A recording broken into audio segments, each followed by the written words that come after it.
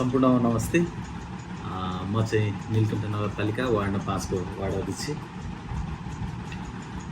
नीलकण्ठ 5 हेर्ने हो भने धादिङ बेसीबाट चाहिँ 12-13 किलोमिटर, त्यसपछि काठमाडौँबाट चाहिँ 70 किलोमिटरको दूरीमा रहेको यो ठाउँ।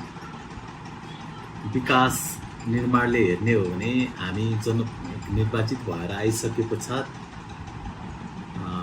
अहिले 12 महिना चल्ने सडकहरू बनेको छ। खानेपानी एक हरेक धारा 60% भएको छ। काठे पोलहरू लगभग चाहिँ मुक्त भएको छ।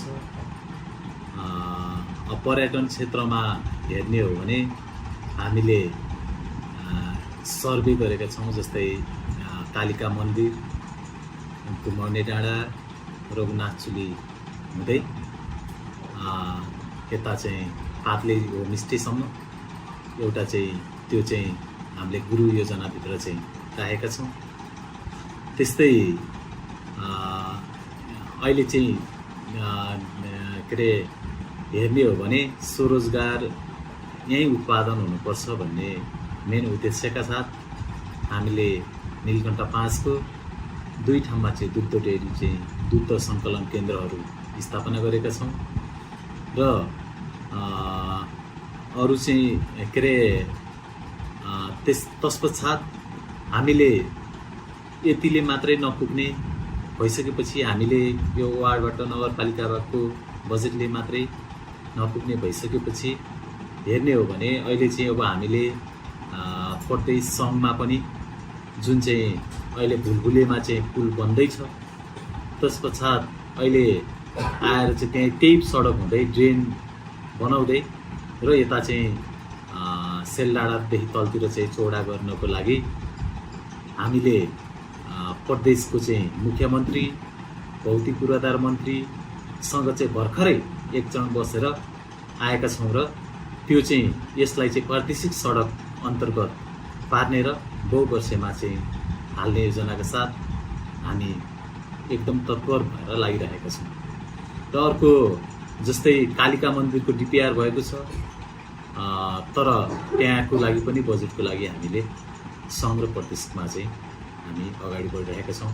र यो नजिकै रहेको अहिले चाहिँ हाम्रो पहिला चाहिँ खाल्टे गाविस साबितको अहिले 1 र 5 को चाहिँ जुन अहिले हेर्दाखेरि चाहिँ 5 1 मा पर्ने, तर सबै उपयोग गर्नको लागि चाहिँ उपयोग गर्ने चाहिँ 5 ले भएको यो चाहिँ चमेरी गुफा छ। यसलाई अलिक प्रबोधनको लागि हामी चाहिँ तत्पर भएर लाग्नेछौँ र विशेष त यो भौतिक पूर्वाधार, विकास निर्माण लगायत कामहरू हामीले निरन्तरता गर्छौँ, तर त्यो मात्रै नपुग्ने भएको कारणले गर्दाखेरि एक घर एक स्वरोजगार अर्थात् चाहिँ एक व्यक्ति एक स्वरोजगार अभियानलाई अगाडि बढाएर त्यहाँको चाहिँ यो चाहिँ प्रत्येक जनतालाई प्रत्येक चाहिँ घरमा कमसेकम 25 देखि 30 हजार कमाउने वातावरण बनाउनुपर्छ भनेर चाहिँ हामी त्यसको चाहिँ स्टडी गर्दैछौँ। त्यसलाई चाहिँ त्यो चाहिँ मान्छेको जीविकोपार्जन चाहिँ प्रदान हो भन्ने लागेर चाहिँ हामी त्यसमा चाहिँ लागिरहेको छौँ। र अहिले हेर्ने हो भने नीलकण्ठ 5 मा 2वटा माविहरू छ अनि 8वटा चाहिँ प्राविहरू भनौँ। अब त्यो 2वटा मावि प्राविहरू पनि हेर्ने हो भने अहिले चाहिँ शैक्षिक गुणस्तर अथवा भवनले त धेरै सबै सम्पन्न छ, तर शैक्षिक गुणस्तर अलिकति कमजोर चाहिँ भइराख्दाखेरि पनि यो अहिले चाहिँ खाल्टेको जुन चाहिँ यो पञ्चकन्या माविले चाहिँ अहिले एसीमा होस् अथवा चाहिँ 12 को चाहिँ नतिजा हेर्दाखेरि एकदम सन्तोषजनक नै छ। एकदम अन्त चाहिँ 50% हाराहारीमा अघिल्लो वर्ष चाहिँ 48% हाराहारी ल्याउँदाखेरि यसले चाहिँ 96% ल्यायो र अहिलेकै नतिजा हेर्दा पनि चाहिँ लगभग 96% चाहिँ पास गरेको चाहिँ हामीले देख्यौँ। अझै सुधार गर्नुपर्ने अवस्था छ, यसमा पनि हामी लाग्नेछौँ। र खाल्टेमा चाहिँ स्वास्थ्य क्षेत्र हेर्ने भने एउटा चाहिँ खाल्टे स्वास्थ्य चौकी छ, त्यसको पूर्वाधारहरू त सबै चाहिँ राम्रै भइसकेको छ, तर त्यहाँ अब अहिले हामीले ल्याब टेक्निसियन सहितको चाहिँ कार्यक्रम यहाँ स्थापना गरेका छौँ र अझ चाहिँ एम्बुलेन्स लिएर आउनुपर्ने छ। त्यसको लागि पनि हामी लागिरहेका छौँ। र अर्को चाहिँ कमसेकम हामीले यहाँ चाहिँ एक्सरेदेखि लिएर एक्सरे मेसिनहरू ल्याएर अथवा त्यसको चाहिँ टेक्निसियनहरू ल्याउनु पनि चाहिँ कोसिस गरिरहेका छौँ। र त्यही अन्तर्गत हेर्ने हो भने अब चाहिँ 4 साबिकको खाल्टेको चाहिँ 4 डाँडा गाउँ भन्ने अथवा ठाउँमादेखि चाहिँ यहाँ आउन अलिकति स्वास्थ्य क्षेत्रमा अलिक समस्या भएको कारणले गर्दाखेरि गैरी गाउँ भन्ने ठाउँमा सहरी स्वास्थ्य क्लिनिकको रूपमा चाहिँ स्थापना गरेका छौँ।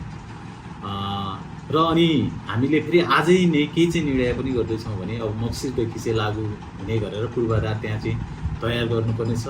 जस्तै आज हाम्रो वार्ड कार्यालयको पनि चाहिँ मिटिङ छ यहाँ, के अरे वार्डको चाहिँ त्यस कारणले गर्दाखेरि त्यो आज चाहिँ हामीले के पनि पास गर्दैछौँ भने कमसेकम हप्ताको एकपटक त्यो सहरी स्वास्थ्य क्लिनिक भएको ठाउँमा वार्डको चाहिँ सुविधा, वार्डबाट चाहिँ दिने सम्पूर्ण सुविधा चाहिँ त्यहाँबाट चाहिँ हामीले एउटा चाहिँ के अरे सम्पर्क कार्यालयको रूपमा स्थापना गरेर हप्ताको एक दिन चाहिँ हामी मक्सिरदेखि लागू हुने गरेर त्यो पनि चाहिँ दिँदैछौँ।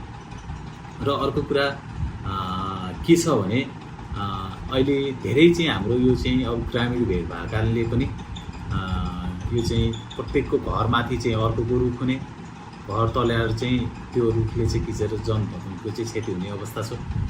कमसेकम त्यसलाई पनि न्यूनीकरण गर्नको लागि हामीले आम सबै चाहिँ जनता माझमा एउटा सूचना पनि चाहिँ पुर्याउनेछौँ, पास गर्नेछौँ र निर्णय गरेरै कमसेकम त्यो रुखहरू चाहिँ अनिवार्य रूपमा चाहिँ काट्नुपर्ने, त्यसरी चाहिँ हामी अगाडि बढ्नेछौँ भन्दै यो चाहिँ आउँदै गरेको विजयदशमीको सबै देश तथा विदेशमा रहनुहुने सम्पूर्ण आमा बुवाहरूलाई, दिदीभाइ दाजुभाइ बहिनीहरूलाई म चाहिँ शुभकामना, विशेष शुभकामना दिँदै बिदा हुन्छु। हस्त नमस्ते।